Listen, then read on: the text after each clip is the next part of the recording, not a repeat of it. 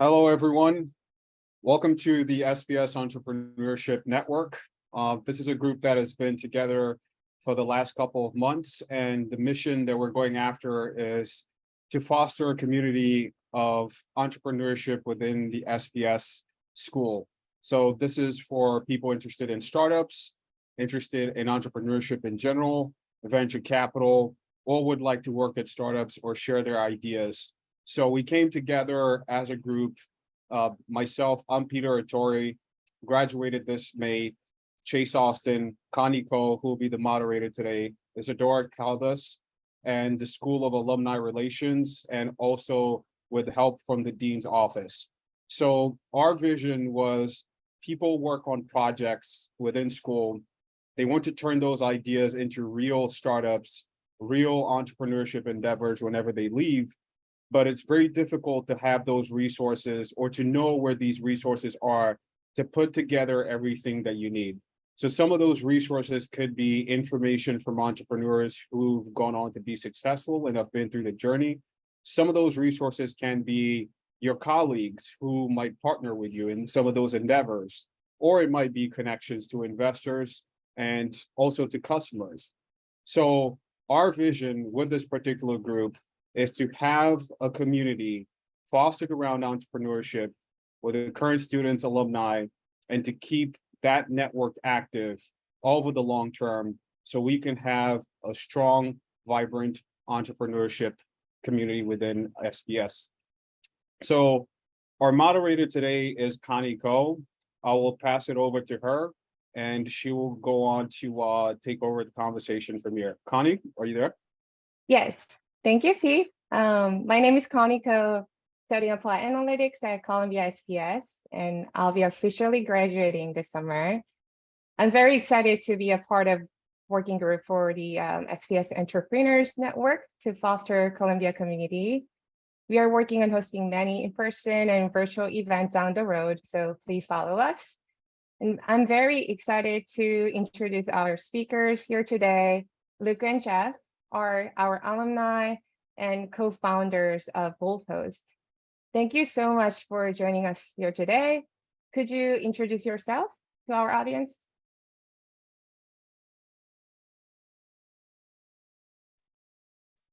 Hi there. This is Jeff Prosserman. Great to meet everyone. You can see me okay? And hear me? Yep. I'm good? Yep. So yeah, Jeff Prosserman. I'm co-founder and CEO at Voltpost, which came out of the Columbia Masters of Sustainability Management program through SPS as a research paper that I wrote while in the program. Met Luke in the program as well, and excited to be talking to you about what we're up to today. Hey everyone, Luke Mairo, I'm co-founder, chief operator of Voltpost, fellow sustainability management grad. My background's in banking. I worked at Barclays Bank before Voltpost, and I was president of the Columbia Environmental Entrepreneurs Student Organization, which is where I met Jeff in the sustainability management program. Really excited to speak with you all today. Thank you, Luke and Jeff. So let's kick off our conversation with learning more about Voltpost. First of all, congratulations on raising another seed round funding. That's very exciting and a huge milestone. Please tell us more about Voltpost and what inspired you to start a company. Sure. So I've been working in technology in New York City for quite some time, and prior to starting the company, I was the director of innovation at Samsung, where I led a product development team to build out a portfolio of products from concept to commercialization, some software, some hardware, and ultimately, given the climate crisis, decided to come get a master's at sustainability management in the Columbia program here, and was looking at, frankly, just climate technology opportunities, and if there could be something developed while in the program, potential research or business case that either spun out as a new company or could lead to joining an early stage endeavor in a meaningful way to make a positive impact in decarbonization.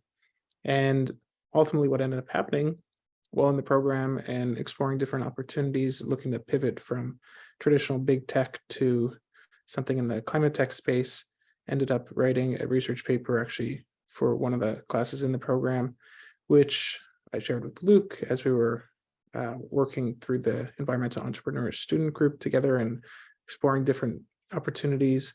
And from there, kind of took on a life of its own. Happy to get into it more, but don't want to give I can give a 30-minute version or a 2-minute version. So I'll just pause there. Luke, do you want to add anything? Yeah, I'm happy to give a bit of background, and this might go into, at least my personal story with it. So I mentioned my background's in banking. I worked at Barclays Bank. I covered industries across energy, tech, and industrial companies, including like the autos. So had a background actually relevant to the electric vehicle charging space. When I first joined the bank, I got involved in an environmental activist group and was co-chair of an environment network there. So knew I wanted to do the environmental work, which is why I enrolled in the sustainability management degree. And at the bank was also a mentor for a Techstars accelerator that we funded. So through that, realized that entrepreneurship was the space I wanted to be in. The environmental degree really gave a lot of background into some of these subject matter areas. And so when I joined the sustainability management program, immediately looked to take on the Environmental Entrepreneurs Organization. So was leading that. Jeff joined the program. We immediately put our heads together, starting to think of different innovations possible. And then when the idea from Voltpost came up, really thought this was a no-brainer. So when we co-founded that, it took a life of its own, as Jeff mentioned, and I'll hold the rest of the story. But I took a bit of a different route coming from corporate, but knowing that there's so much opportunity in the entrepreneurship space and the environmental space as well. Great. So it's great to hear that your experience and personal stories and like sustainability program really helped to build a company, the Voltpost. Adding on questions, so building a startup is very inspiring. Like startup ecosystem is very fascinating because like so many startup founders who are smart and passionate about their core, and their core vision is to build an innovative products to make our people's life better. So, but I believe it requires a lot of grind and hard work. So when was your like aha moment that you wanted to become or realized you want to become an entrepreneur? You want to start? You want to start? Luke, do you want to jump in first or do you want me to? Yeah, how about I give mine? Because I think Jeff has a longer experience of being an entrepreneur, and really like I think people will take different paths. For me, it wasn't a specific moment that was an aha moment. It was really a development of my career in a direction where, as I mentioned before, was realizing that the innovation space was something I wanted to be in. And that took process over the course of the career. And I think the sustainability management program really helped with that. So I wouldn't say that I came out the womb being like, I need to be an entrepreneur and found a company. My personal motivation has been in the climate space, growing up in New Jersey, where we saw a lot of the effects of Hurricane Sandy, realizing that a lot of my town went underwater, a lot of the shore went underwater, realizing that we need huge change to solve the climate crisis. And a lot of that will come through innovation. And so that to me made me realize that the innovation space was what I wanted to be in. But I was really searching for the right opportunity to dive in. Didn't necessarily need to found a company. Was also looking at investing in companies, but then you find the right opportunity, the right partner, and the rest is history. Great. Anything you want to add on, Jeff? Yeah, I mean, I think that if you're born or taught to become an entrepreneur, there's different ways to enter into this. And ultimately, it really starts with your purpose and what your goals are in your career. I've been entrepreneurial or building companies in different capacities at different points in my life and career, and then working in big companies. And I think there's value at different stages of your life to both. I mean, I started my first company building websites back at the beginning of the internet where every company needed a website. So I've had many entrepreneurial experiences over my career. And last at Samsung was leading essentially a group to develop new business units. So it's kind of like being an entrepreneur in a big company.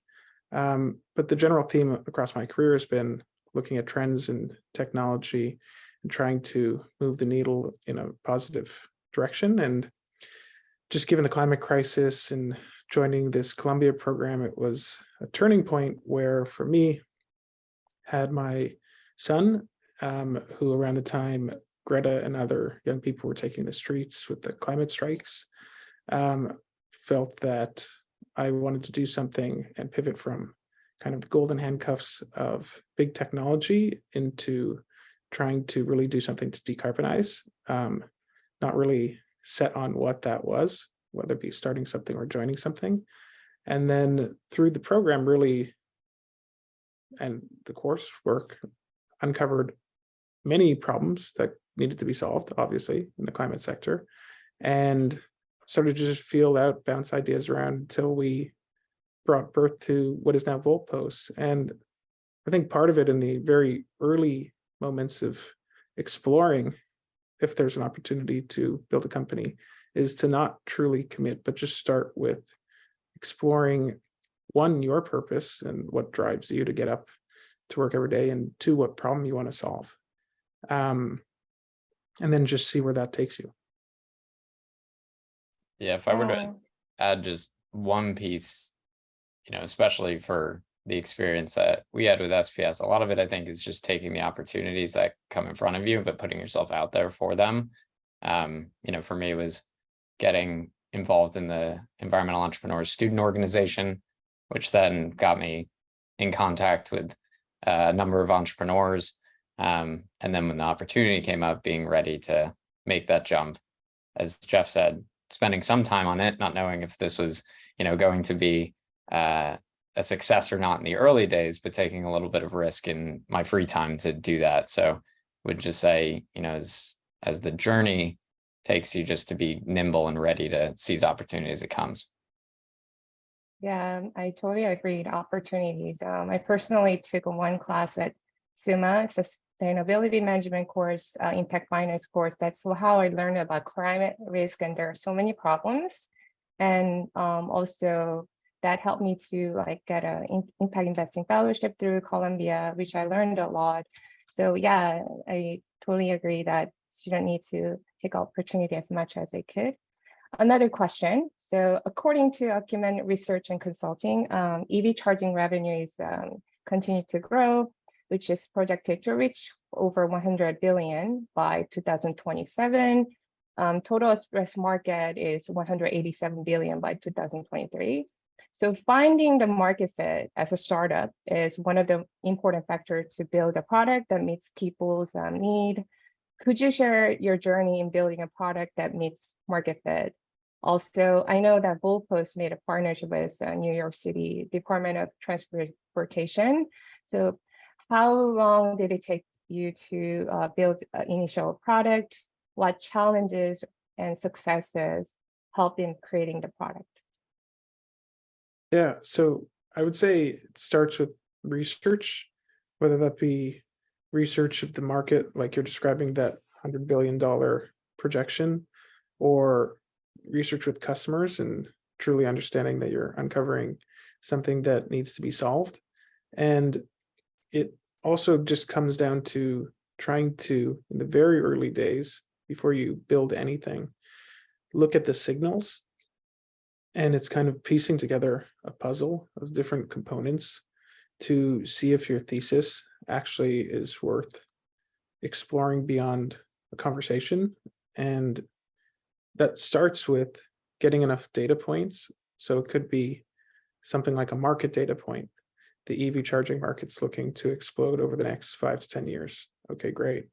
And then policy dimension, that before the infrastructure bill was passed a few years ago when we started this, just seeing that percolate, that being part of Biden's campaign before he was president, that there was a rumbling that something was going to switch. And then just looking at other dynamics, like the real pain points. So in this case with EV charging, especially in cities, if you look at New York City today and looking at true pain points, we have low adoption of EVs. We know we need to go to 100% electric in order to obviously prevent climate disaster, among all the other things that we need to change. And the primary barrier of adoption, if you look at the consumer sentiment, is the lack of convenient and affordable charging. And then if you go beyond the McKinseys and Bloombergs and the reports, and you actually try to do this as a human being in a densely populated city in America today, let alone 2.5 years ago or so, when we started exploring this more seriously, you start to uncover all of the different hurdles that need to be solved for. And then you start to realize that there is truly a problem here. From there, and it's part of this experiment that you're trying to see if there's really an opportunity underneath, you begin bringing it to people you trust that are smart, and that could be people in the Columbia community tied to the climate school or SPS, taking it to mentors, and really just, even in a couple pages of a deck, see if you have a problem solution market opportunity that truly is worth exploring, getting critical feedback before you build or do anything in the MVP related stage, going through then customer discovery of, in our case, looking at EV charging, starting with New York City, recognizing that there's a lack of charging holistically in the city. You have to basically go on a mission to a paid parking lot on, say, the fringes of town, typically, and there is a need for infrastructure. So then it becomes talking to stakeholders who may be potential customers. And in our case, that was in Q1 of 21, when we started this in the discovery phase, going to the DOT in New York City, Con Ed, Mayor's office, pretty much anybody who could be a stakeholder in moving something like this along. And from just these customer discovery conversations, you start with a large piece of marble and you start chipping away from different sides and seeing what shape uncovers to what you're actually forming. And you come in with assumptions. And as you have each one of these conversations, you actually begin to learn and decipher if the thing that you thought was the real opportunity is true, or if there's actually insights that inform either some other component completely, or to double down on some piece of the puzzle, but that actually needs a few more pieces in order to truly validate what you're actually speaking to. And this abstract puzzle that I'm talking about, through going through conversations, starting with the people you know, going through the 6 degrees of separation to other experts in the field and potential customers, and then getting to a point that you begin to feel grounded and validated that there truly is an opportunity here. And this is before you design or build anything, because frankly, you don't want to go through the cycles of hiring other people or doing it yourself, even if you're able to, if you don't know that the market opportunity is validated. Once you've done all of that in a way that you truly feel grounded and that there's something there, then you can begin the design and development of what is the true first version of the product, which again is about learning. It's just about getting enough of it together that you can go through another round of that cycle. So I know there's a lot. If you have any thoughts or questions about that whole process, probably more eloquent in books about entrepreneurship, but that's what you actually do. Anything you want to add on? Nope. I think I'll leave it there, Connie. What I will say is a very short one line to our story is that first customer discovery interview that we did with the New York City Department of Transportation. They basically said, hey, you solve a critical problem here. You guys should totally build this. And so then we started to do that. And in a year from that conversation, they became our first customer. And so it is very important to speak to the right people in those interviews. Also realizing that if you find someone who wants it, keep in touch with them, because they could circle back and become very important to you in the future. Yeah, totally agree. People are saying almost all it's a startup or entrepreneurship ecosystem all about network. Another question. So let's talk about the fundraising journey. It is one of the important factors, especially for early stage startup for their growth and operations. Telling your unique stories and market fit and scalability are important for startup to attract investors. Could you share about the fundraising journey? How did you start and what helped to attract investors? And lastly, any challenges or what would you have done differently? I'm happy to take this one. Fundraising might have a misnomer, and having fun in it. It's definitely a process. It is a slog, so to speak. So our journey actually picks up pretty much where Jeff left off with the customer discovery process, in that when we determined that we had an idea that we wanted to build here that really had legs to it and started to get that initial interest, it began with us bootstrapping the company. So we put some of our own money in, which is a risk. And I think that's one of the first launching points for a founder, to put some skin in the game. But that allowed us to build some of the initial company framework, incorporate the company, etc. We then got into an accelerator that allowed us to put a lot of the pieces together on like the fundamentals of the business. Fortunately for us, that was funded by New York State, so we got a little bit of capital from that as well, and started to paint the roadmap of, hey, there are parties aligning around this that can propel the business forward. In our first year, we then opened up a friends and family round.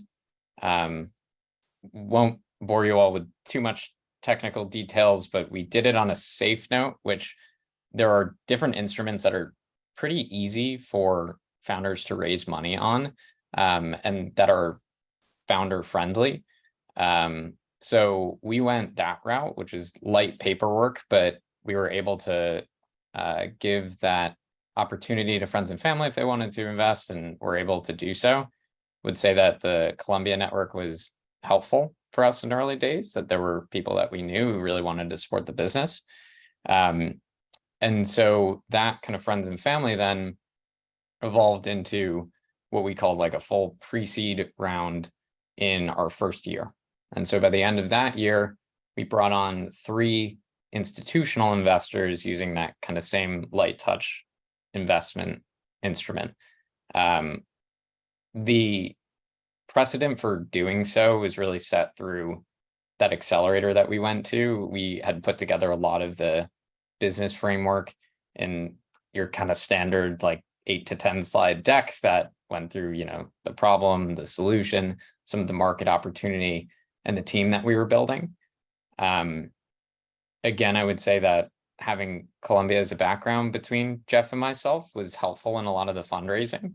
So for everyone in this call, like, raising money is hard. Investors in the early days will look to credentials or your background, and you all being Columbia affiliated people gives you a great leg up in having conversations. It will open doors for you, but also can get you across the line.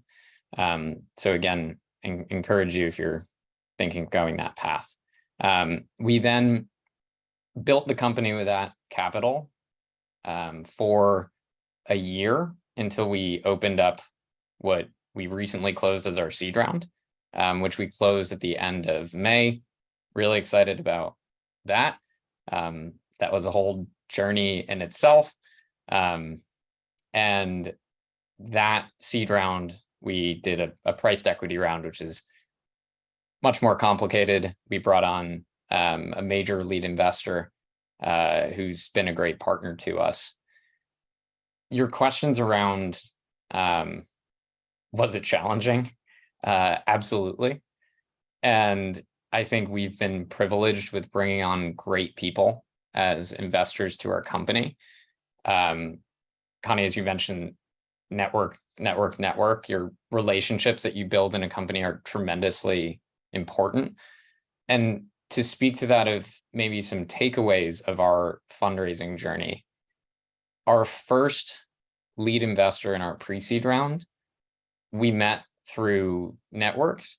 And then on a monthly basis, we send out newsletters, kind of updates to our existing investors, but also on a quarterly basis, we're sending out updates on the company to interested parties. And so in that first year, even though we didn't have tremendous, deployments yet, we were updating those relationships, those investors who at some point had expressed interest on, hey, this is what we've done with the company so far. This is an update since we last spoke. And after like 9 months of updating them, 6 to 9 months or so, got on a phone, said, hey, we want to get on a call, and basically said we wanted to invest. And so interestingly, in that scenario, we didn't have that relationship start with like a warm introduction, but I think it was the relationship building by keeping investors updated that allowed us to bring in our largest investor in our early days. The most recent round was led by a group called RWE, their largest utility in Germany. They have an investment arm that specifically invested in our company. It's a relatively small team that doesn't do many deals, and they actually look for more later stage deals. But would say to that extent, what was important there is that we got a warm introduction from an advisor of ours to that relationship. And so someone who we had brought on in early days as a formal advisor to the company, also know him through Columbia, made that introduction to us, and that relationship and that warm introduction was what got us the lead investor for this round. So again, it largely comes back to that network and the relationship building over time. Would also, just as a warning, say that fundraising is really difficult. It takes a good amount of time, and a lot of that comes down to active management of the company to hedge against the risk that fundraising doesn't come in as expected or takes longer. But really, over the lifetime, investors can be tremendously valuable to your business. And much of it comes down to active relationship management and building those relationships over the long run, so that you can bring on the right people to support your business. Yeah, anything you want to add on, Jeff? Yeah, just to really emphasize some of the things that Luke just described. I mean, one, the fact that you're in the Columbia community, you are already within the inner circle of being able to convince people that if you were to spin out a company, that you are the person to potentially give money to. Now you have to convince them why this, why now, and then ultimately still why you, beyond just your Columbia affiliation. But you already have a head start. And I would also say that while you're in a graduate program like this, you're in an opportune moment of that pivot where you're ultimately telling a story that is progressing in real time as you continue to develop whatever you think could be this startup concept before you've raised any money. If you're at Columbia studying XYZ in a graduate program at SPS, and now through your study have uncovered what you think could be a great opportunity, there's no pressure to have these conversations in a way where it's before you're asking for money, you're building those relationships, you're vetting it. You may be still working full-time wherever you're working today, but it provides you a open door where you're not necessarily asking upfront, but you're asked for advice and you potentially get money. But if you ask for money, then you'll always get advice as a concept. So it's really that you have to build those relationships early and truly build that trust. And if you do that and you truly can prove and answer out those questions of why this, why now, and why you, then it becomes going back to that element of 6 degrees of separation, because it's not always that you're looking from an investment from the person you're talking to, but sometimes you're looking for an investment through social currency, which is effectively if the person you're talking to provides good advice and I'm sure has their own broad network, if you're respecting them to bring your idea to them, then the best thing you can do is, all right, now who should I talk to next? And if they're not willing to introduce you to another human being in any capacity, then what you've shared is probably not good enough. And whatever that may be, it's a constant refinement to get to the point of articulating the vision and that story. But ultimately, once it starts working and that puzzle is kind of clicking and in each conversation, which you end up repeating yourself a lot. I joke that the greatest startup tool that somebody could build is just the ability for startup founders to record themselves in these Zoom sessions in a way that it's not disrespectful to the other side, and then just jump in when the actual conversation starts to get that feedback. But honestly, with each of those conversations, you're still sharpening little details. You're hearing things and recognizing that if you tell the story in a certain way or bring in a data point, now it's actually proving something out in that type of customer's mind, that type of expert's mind, that type of investor's mind. And once you actually gain that trust, then we'll start open doors on the relationship front. And then eventually it will lead to investment. It's all about just being willing to go through the process. Being resilient and keep consistent and passionate about your startup, probably the key.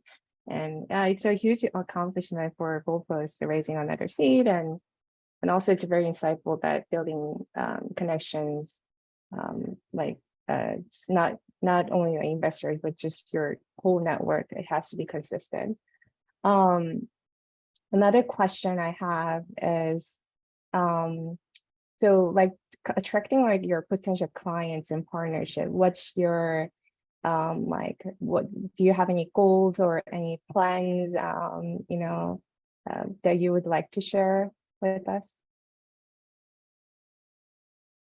Are you talking like a business development pipeline for the future with the business, or? Yep, goals. Yep, correct. Sure. So actually, maybe we should give a bit of context of what we're actually doing, because I realize we've jumped through that a bit. So recognizing the problem statement that previously talking about 1 to 2% of cars on the road, 6 to 7% of new car sales need to get to 100%. All the climate targets not moving fast enough because the lack of convenient charging.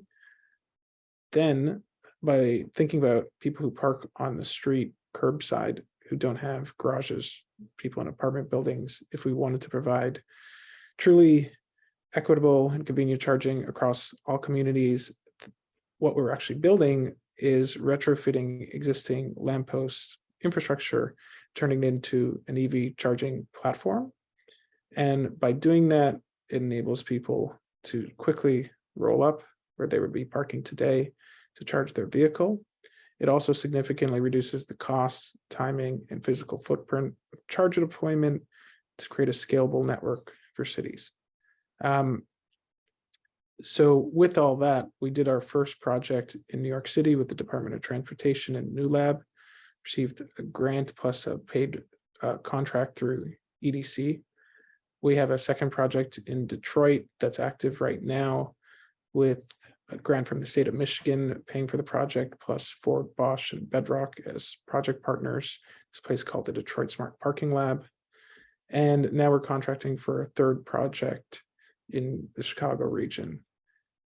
We have a pipeline of about 100 plus opportunities at this point across the country, both public, private, and utility.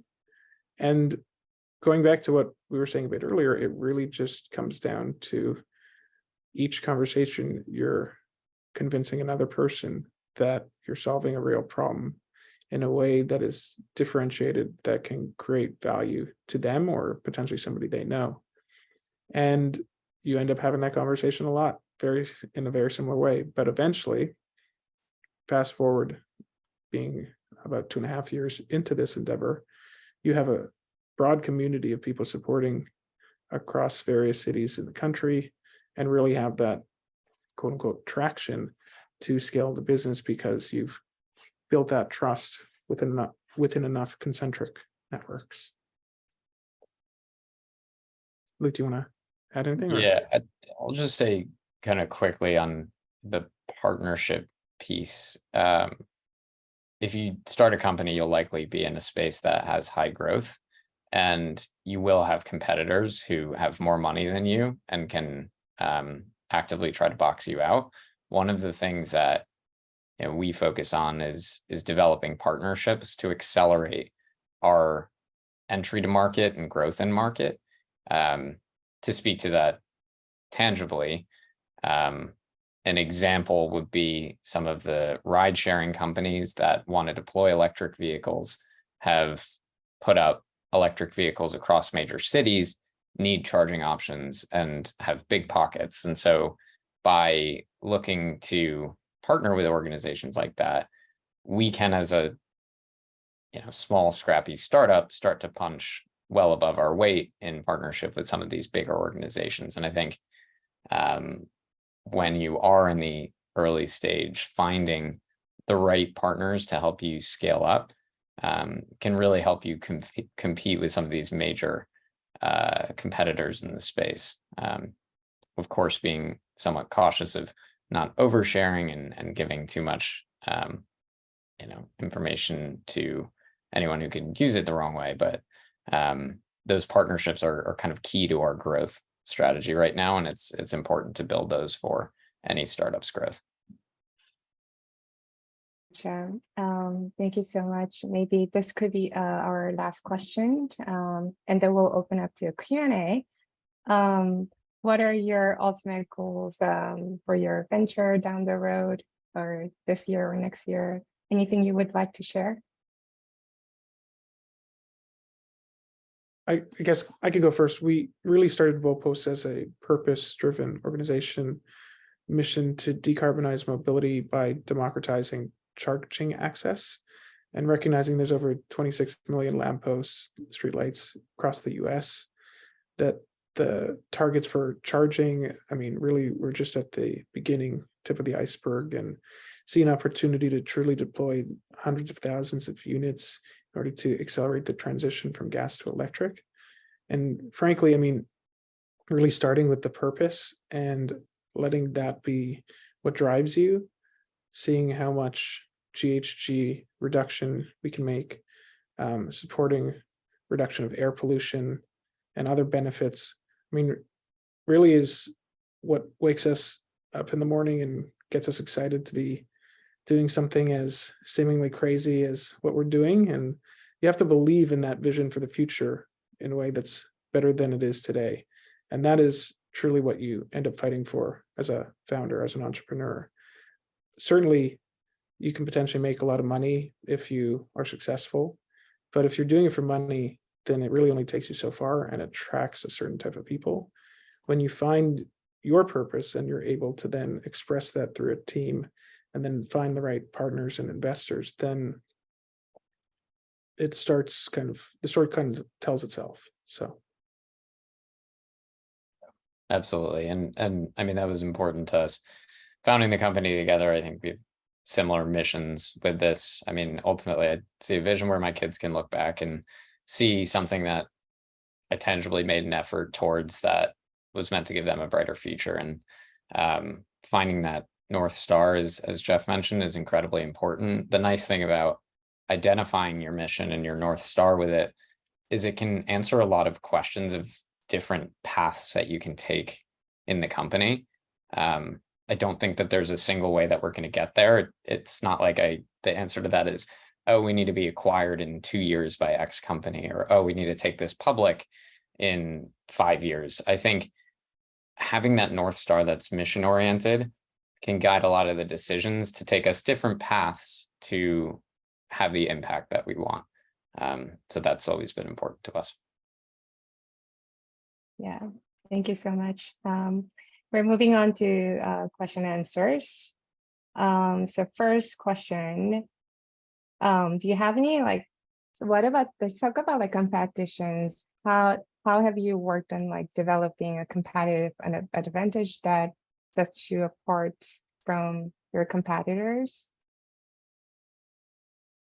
First step is you have to know who your competitors are and do the research of the market. And you may think initially you're competing with one company or group, but then ultimately uncover through all that customer discovery a slew of other companies in the space. A lot of the time when you're doing something that is kind of on the right track, there is a little bit of competition, but it's not excessively dominated.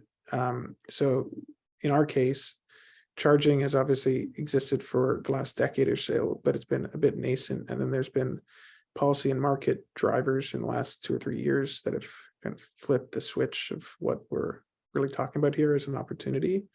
And with that, you have the, call it charging 1.0 companies, that some of which went through SPACs in that moment in the last few years, and then had very aggressive growth targets, just like volume, but not really strategy beyond volume because they were going so long and were in a certain trajectory of their company.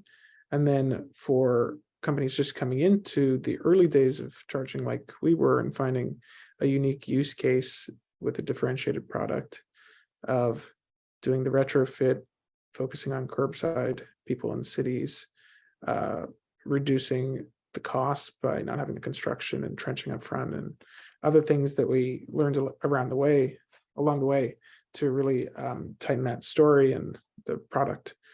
Came to a point where we realized that there really were very few companies that we were truly competing with. It wasn't the one size fits all.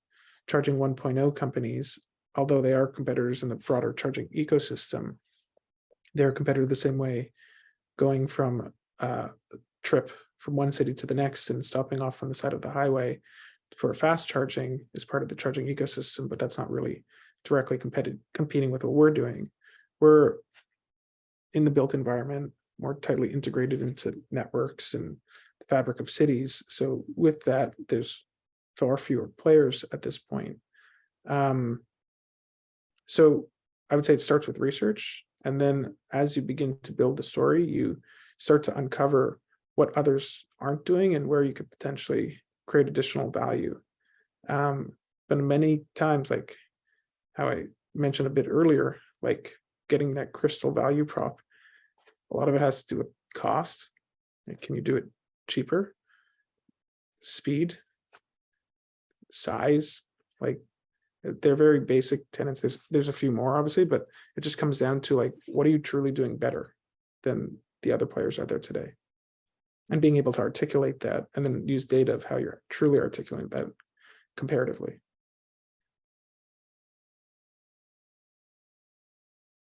Luke, I don't know if you have anything to add to that or. Yeah. No, happy to keep taking questions. Okay, sounds good. We have questions just came from audience.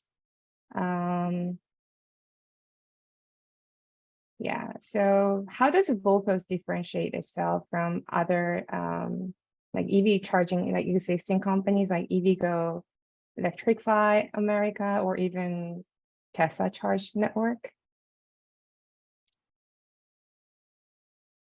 Jeff, do you want to just continue on that vein just to close up this concept? I'll take the next. Sure. Yep. So those are 3 examples of kind of the 1.0 of charging bucket that I was talking about. And when you're looking at Tesla as an example, they have fast chargers alongside highways and ultimately still are not really building fast chargers in densely populated cities. And frankly, actually very few, if any, companies are deploying within the environments that we're deploying in. And part of that is because fast charging requires a tremendous amount of energy and the grid can't handle it. And so level 2 is kind of the backbone of public charging in the built environment. It's not to say that a company like Tesla or EVgo, which also does fast charging alongside highway corridors, couldn't develop something that was more directly in vein with what we're pursuing, but it's also a time and real estate measure against opportunity. So at this point, if we're doing the heavy lifting, connecting the dots and building out the city charging infrastructure, while they're focused on other areas of the market, there will be kind of broader convergence and interoperability as things progress and we get higher adoption of EVs on road. But at this stage, there's just opportunity in different sides of the market. One of the pieces of advice that we got on the journey was someone who worked at Lyft, the ride sharing company, who heard what we were doing. And after the presentation, we discussed like, oh, we see all this opportunity. There's, people who want us to deploy in lots and these different, and the person's advice at the end was, you guys are onto something that is very underdeveloped in the curbside charging market. There's really not many players there. Focus on that. Like, win the market that you have a strong competitive advantage in, dominate it, and that will provide a ton of other opportunity. And it's something that's stuck with us. I think from a competitive advantage standpoint, it's really identifying where you have the strongest edge, and don't hesitate to focus in on that. And on the flip side, don't lose your focus, or you might not dominate that one market. Thank you, Luke. We have a follow-up question. So in technology sector, does Voltpost retrofit onto existing lampposts to convert the charging station, right? So what are some of the local or state regulation challenges you are facing with implementing this technology? So deploying in the public sector is hard. Selling to the public sector is hard.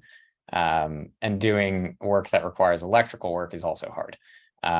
So there's a stakeholder map to these projects. To directly answer that, the two parties that we deal with doing curbside charging are, one, whoever handles the infrastructure and the parking.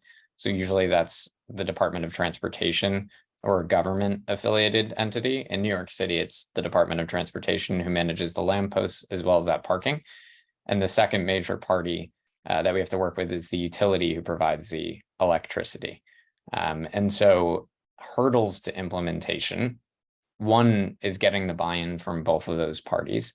That's where it's really important to hone in on what is your value proposition. Like, what is the need that is really going to drive those parties to say, hey, we need Voltpost in our city.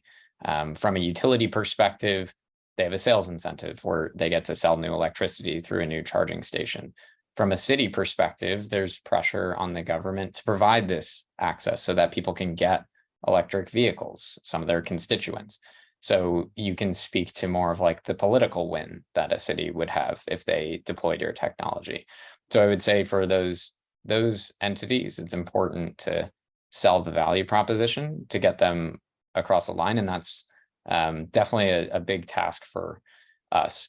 The other component that is more of a macro view of the electric vehicle charging space and the energy space at large is, we're going to add a significant amount of load to the grid. Not we as Voltpost, but the electric vehicle revolution will require a lot of grid upgrades to handle the amount of power necessary to transfer all of these gas vehicles to electric. There's ways that we can be a part of that conversation and provide thought leadership, but ultimately that comes down to utilities providing that power, going through the process to design the grid in a way that can handle that amount of power. We believe at Voltpost that we have an edge there, and that lampposts are well distributed. So we do kind of mid power across a good grid, a decentralized grid, which is better for the electrical grid and capacity. But a major component of what we'll have to do is work with utilities across the country to add the capacity to handle electric vehicle charging power. Great. I have one last question to Luke and Jeff. Thank you so much again. Any piece of advice that you want to share to our audience who are aspiring founders, or who are passionate about climate sector, or who are interested in getting into investor, or yeah. I mean, happy to start. First piece of advice I always give any aspiring entrepreneur is, don't do it, because it's too hard. And really, I really mean that. But in the end of the day, if they are passionate enough and find a real problem that they truly want to dedicate a chapter of their life, recognizing the high risk of it failing and pushing that boulder up the mountain only to get flattened far more times than you truly want to tell people about, then I will support them in any way I can with advice, guidance, or pointing them in the right direction. Because it is truly hard, and you need to find other like-minded, smart people who believe in what you believe, first and foremost. And that starts with, in our case, finding co-founder in a graduate program who share the same values and believe in the same opportunity to make a positive impact in the climate sector. Could be any aspect of the business in the early days, but frankly, you are effectively not just developing a business, but you're developing a philosophy of how you want to see the world better than it is today. And as you build your business from just an idea into something more tangible, you're just convincing more people every day that your version of the future, your vision, is worth doing. So yeah, I don't know if I can give you any better advice than that. It's truly very hard, but if you decide to take the jump, it is an exciting roller coaster that's worth being on. Hey, Jeff, thanks for sharing this particular portion, because I've seen a theme in the Q&A section. Some people have families, some people are not there yet, and they're thinking about how to support themselves during this journey. It is a misnomer on social media and public places when you see all these posts. People frequently just see the success stories, right? The photo that you've closed a funding round, or you have your team over there, it's all smiles.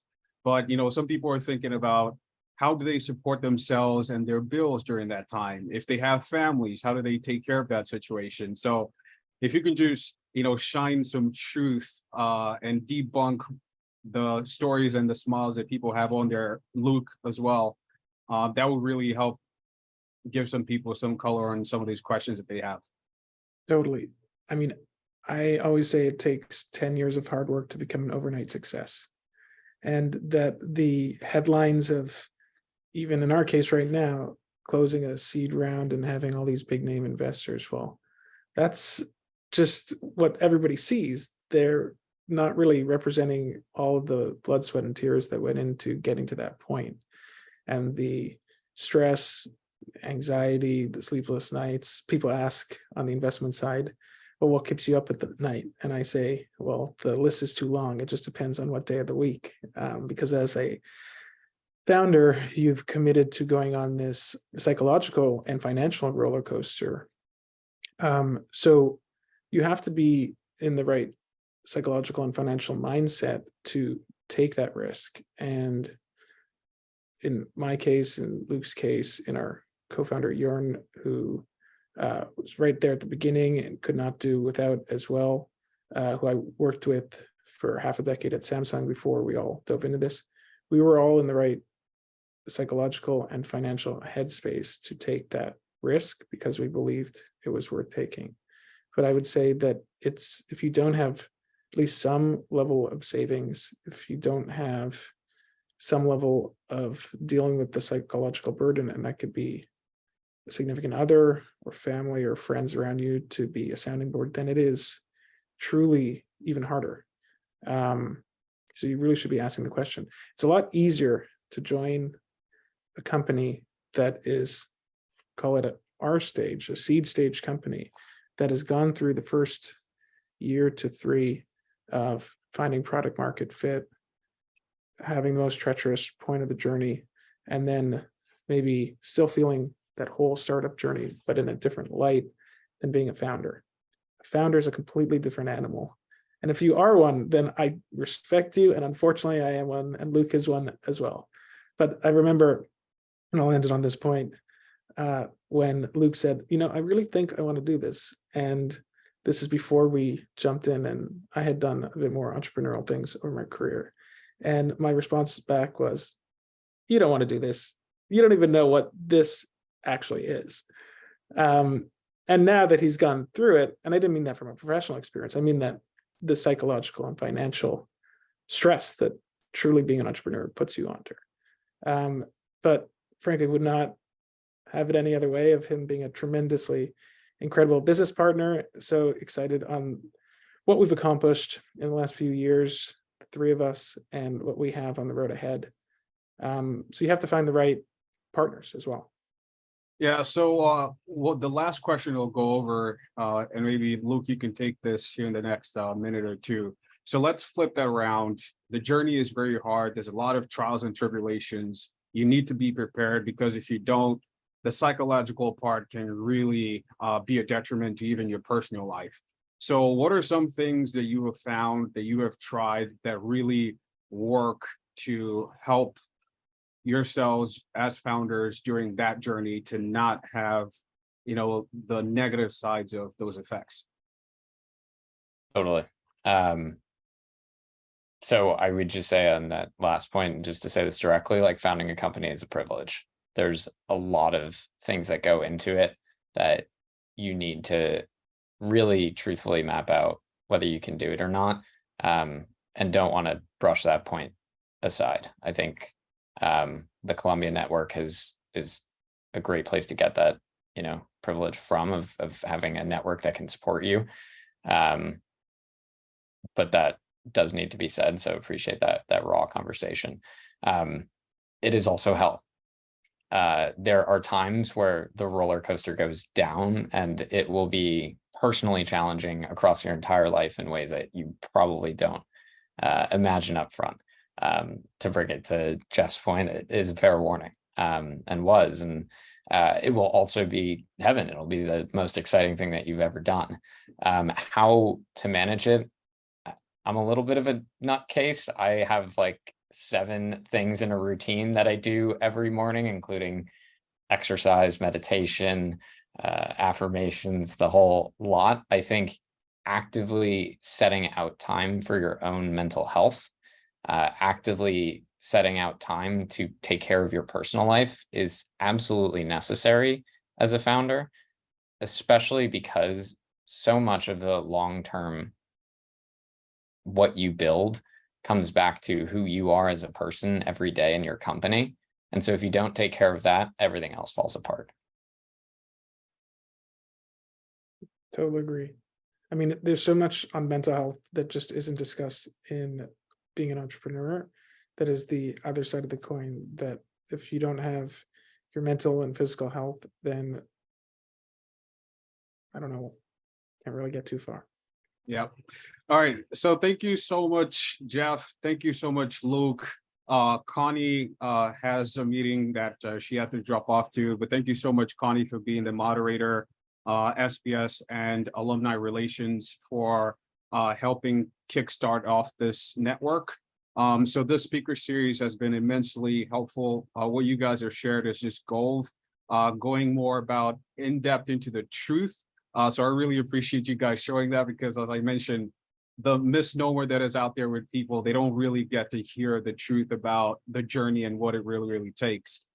So I commend you guys for actually sharing that, and wish you the best in your Voltpost journey. For everyone else on the call, thank you so much for joining the speaker series. We will be having more speaker series upcoming. So if you signed up, look out for some of the links that will be coming through your email, and absolutely stay in touch. And I believe the recording will be shared after this.